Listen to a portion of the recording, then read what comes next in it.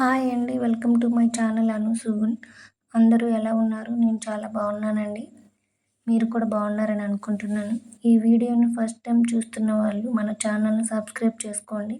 ఈరోజు మనం chicken fried piece biryani ఎలా తయారు చేసుకోవాలో చూద్దాం. ఫస్ట్ చికెన్ 2-3 టైమ్స్ క్లీన్ చేసుకోవాలి. తర్వాత దానిలోకి అల్లం వెల్లుల్లి పేస్ట్, జీలకర్ర పొడి, ధనియాల పొడి, కొంచెం పసుపు, కారం తగినంత వేసుకోవచ్చు. స్పైసీగా తినాలి అనుకునే వాళ్ళు కొంచెం కారం ఎక్కువ వేసుకోవచ్చు. కరివేపాకు, పచ్చిమిర్చి వేసి బాగా కలుపుకోవాలి. మసాలా అంతా బాగా చికెన్కి పట్టేలా మిక్స్ చేసుకోవాలి. తర్వాత దాని మీద ప్లేట్ మూత పెట్టి 1 అవర్ అలా పక్కన పెట్టాలి. ఇప్పుడు బిర్యానీకి కావాల్సిన ఇంగ్రీడియంట్స్ చూద్దాం. ఉల్లిపాయలు సన్నగా కట్ చేసుకోవాలి.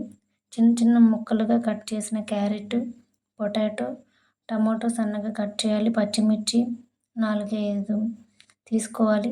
పుదీనా, కొత్తిమీర, బిర్యానీ మసాలా దినుసులు. ఇప్పుడు స్టవ్ ఆన్ చేసి గిన్నె పెట్టుకొని 4-5 స్పూన్స్ ఆయిల్ వేసుకోవాలి. ఆయిల్ వేడెక్కిన తర్వాత బిర్యానీ ఆకులు, మిగతా మసాలా దినుసులు వేసుకోవాలి. అవి కొంచెం వేగిన తర్వాత ఉల్లిపాయలు కొంచెం వేసి మగ్గిన తర్వాత క్యారెట్, బంగాళదుంప వేయాలి. అవి కొంచెం కలుపుకోవాలి. అవి కూడా మగ్గిన తర్వాత పచ్చిమిర్చి, టమాటా వేసుకొని గరిటెతో తిప్పాలి. తర్వాత కొత్తిమీర, పుదీనా వేసుకోవాలి.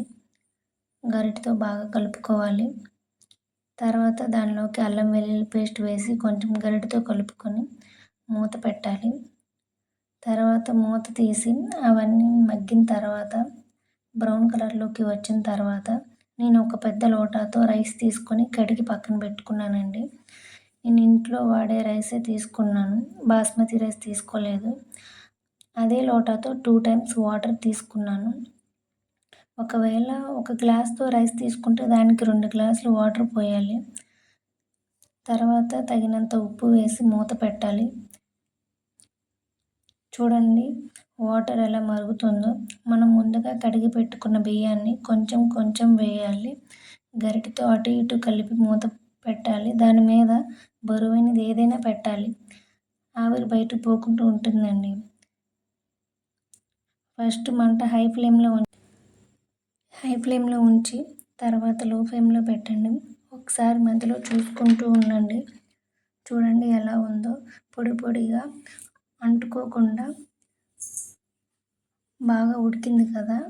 ఇప్పుడు ముందుగా మనం మ్యారినేట్ చేసుకున్న చికెన్ని అందులోకి సన్నగా తరిగి పెట్టుకున్న ఉల్లిపాయలు, కొంచెం ఎక్కువ కట్ చేసి పెట్టుకోవాలండి. ఉల్లిపాయలు ఎక్కువ వేస్తే గ్రేవీ బాగా వస్తుంది. కళాయిలోకి 5 గరిటెల ఆయిల్ వేసి బాగా వేడెక్కిన తర్వాత సన్నగా తరిగిన ఉల్లిపాయలు వేసుకోవాలి. తర్వాత గరిటెతో అటు ఇటు తిప్పి కలుపుతూ మూత పెట్టాలి. మూత తీసి ఒకసారి గరిటెతో కలుపుకోవాలి. ఉల్లిపాయలు బాగా బ్రౌన్ కలర్లోకి వచ్చాయి చూడండి.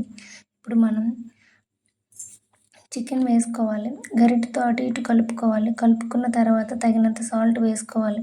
మీకు ఒకవేళ కారం సరిపోకపోతే కారం యాడ్ చేసుకోండి. ఇప్పుడు మూత పెట్టి మీడియం ఫ్లేమ్లో ఉడికించుకోవాలి. వాటర్ వేయాల్సిన అవసరం లేదు.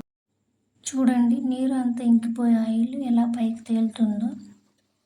చికెన్ బాగా ఉడికిన తర్వాత కొంచెం కొత్తిమీర వేసుకోండి. చూడండి ఎంత మెత్తగా ఉడికిందో.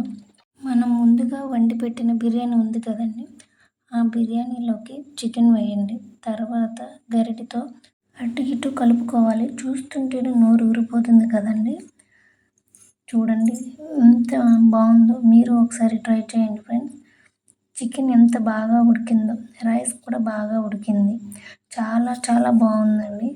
దీనిలోకి పెరుగు చట్నీ వేసుకొని తింటే సూపర్ ఉంటుందండి. నాకైతే బాగా నచ్చిందండి. ఈసారి పర్ఫెక్ట్గా కుదిరిందండి బిర్యానీ చూస్తుంటేనే నోరు ఊరిపోతుందండి. ఎప్పుడెప్పుడు తినాలా అనిపిస్తుంది. నేను చేసేసరికి మధ్యాహ్నం 2 అయిపోయిందండి. అప్పటికే మా పిల్లలు గోల చేస్తున్నారండి ఆకలికి. ఫస్ట్ వాళ్ళ ఇద్దరికి తినిపించానండి. వాళ్ళు ఎంతో ఇష్టంగా తిన్నారు. వాళ్ళకైతే బాగా నచ్చింది. ఎప్పుడు బిర్యానీ చేసినా కొంచెం అలా తినేవాళ్ళు. ఈసారి అయితే బాగా తిన్నారు. ఈసారి మీరు ట్రై చేయండి ఫ్రెండ్స్. ట్రై చేసి ఎలా ఉందో చెప్పండి. చూసారా ఎలా ఉందో. చికెన్ బాగా మెత్తగా ఉడికిందండి. ఇలా నోట్లో వేయగానే అలా కరిగిపోతుంది అసల. ఈ వీడియో మీకు నచ్చినట్టయితే లైక్, షేర్, సబ్స్క్రైబ్ చేయండి ఫ్రెండ్స్. Thank you.